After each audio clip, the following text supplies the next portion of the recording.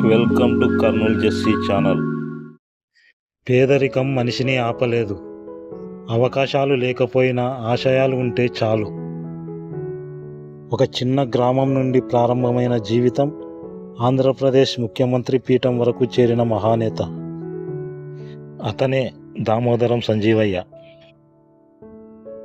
సంజీవయ్య 1921 సంవత్సరం ఫిబ్రవరి 14న కర్నూలు జిల్లా పెద్దపాడు గ్రామంలో ఒక దళిత కుటుంబంలో జన్మించాడు.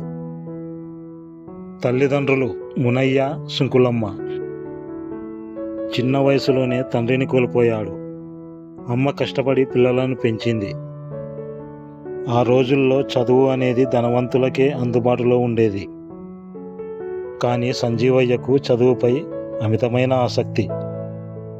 పెద్దపాడులో 4వ తరగతి వరకు చదివి ఆ తరువాత కర్నూలులోని అమెరికన్ బాప్టిస్ట్ మిషన్ పాఠశాలలో చేరాడు.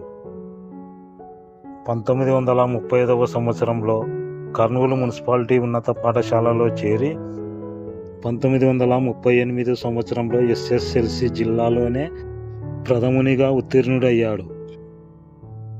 సంజీవయ్య 1946 సంవత్సరంలో అప్పటి బళ్ళారి జిల్లా జడ్జి కేఆర్ కృష్ణయ్య చెట్టి ప్రోత్సాహంతో మద్రాసులో లా కాలేజీలో చేరాడు. పేదరికం వల్ల ఎన్నో కష్టాలు ఎదురైనా చదువు ఆపలేదు. విద్య అంటే ఆయుధమని ఆయన నమ్మకం. అతని తెలివితేటలు, క్రమశిక్షణ చాలామందిని ఆకట్టుకున్నాయి. లా పూర్తి చేసిన తర్వాత ఆయన న్యాయవాదిగా పని ప్రారంభించాడు. అప్పటి పరిస్థితుల్లో ఒక దళిత యువకుడు ఉన్నత విద్య చదవడం చాలా గొప్ప విషయం.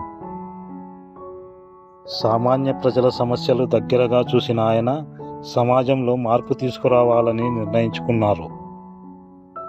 స్వాతంత్రం తర్వాత దేశం నిర్మాణంలో భాగస్వామ్యం కావాలని సంజీవయ్య రాజకీయాల్లోకి అడుగుపెట్టారు. ఇండియన్ నేషనల్ కాంగ్రెస్లో చేరి పట్టుదలతో పనిచేశారు. అతని నిజాయితీ, వినయం నాయకుల దృష్టిని ఆకర్షించింది. 1960 సంవత్సరంలో దామోదరం సంజీవయ్య గారు ఆంధ్రప్రదేశ్ ముఖ్యమంత్రిగా ఎన్నికయ్యారు. ఆయనే ఆంధ్రప్రదేశ్ తొలి దళిత ముఖ్యమంత్రి. దేశంలోనే అతి చిన్న వయసులో ముఖ్యమంత్రి అయిన నాయకుల్లో ఒకరు. అది సాధారణ విషయం కాదు. పేదరికం నుండి ముఖ్యమంత్రి స్థానం వరకు ఒక మహోత్తర ప్రయాణం.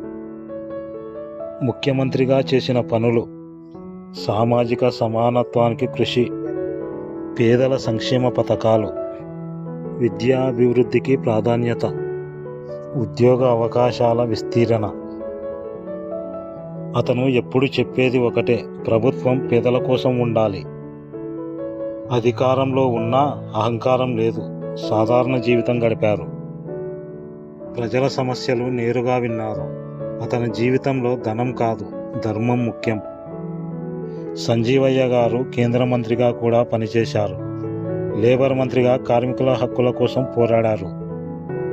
కార్మికులకు న్యాయం చేయాలని అతను గట్టిగా నమ్మేవాడు. సంజీవయ్య గారు రాసిన labour problems and industrial development పుస్తకాన్ని ఆక్స్ఫర్డ్ వారు ప్రచురించారు. 1976 సంవత్సరంలో ఎన్నికల ప్రచారం సమయంలో విజయవాడ నుంచి హైదరాబాద్కు వస్తుండగా రోడ్డు ప్రమాదానికి గురయ్యాడు. ఆ ప్రమాదం నుంచి పూర్తిగా కోలుకోలేకపోయారు. 1972 సంవత్సరం మే 7వ తేదీన ఢిల్లీలో గుండెపోటుతో మరణించాడు. రాష్ట్రానికి సేవలు అందించిన గొప్ప నాయకుడు ఇలా అకస్మాత్తుగా మృతి చెందడం ప్రజలను తీవ్రంగా కలిచివేసింది. ఆయన అంత్యక్రియలు మే 9వ తేదీన సికింద్రాబాదులోని పాటిగడ్డలో అధికార లాంఛనాలతో జరిగినవి. ఆయన శారీరకంగా లేరు, కానీ ఆయన సేవలు, ఆలోచనలు, సమానత్వం కోసం చేసిన కృషి ఇప్పటికీ చరిత్రలో చిరస్థాయిగా నిలిచాయి. ఆయన స్మారకార్థం పాటిగడ్డ సమీపాన ఒక ఉద్యానవనం పెంచి ఆయన పేరు మీదుగా సంజీవయ్య పార్క్ అని పేరు పెట్టారు. పార్లమెంటు సెంట్రల్ హాలులో సంజీవయ్య ఫోటో ఆవిష్కరించారు. ఆయన పేరుతో స్టాంపు కూడా ఆవిష్కరించారు. 2008 సంవత్సరం విశాఖపట్నంలో స్థాపితమైన ఆంధ్రప్రదేశ్ నేషనల్ లా యూనివర్సిటీ ఆయన జ్ఞాపకార్థం 2012వ సంవత్సరంలో దామోదరం సంజీవయ్య నేషనల్ లా యూనివర్సిటీ అని పేరు పెట్టారు. మా వీడియోస్ నచ్చినట్లయితే లైక్ చేయండి, షేర్ చేయండి, కామెంట్ చేయండి, సబ్స్క్రైబ్ చేసుకోండి, బెల్ కొట్టండి. జై హింద్.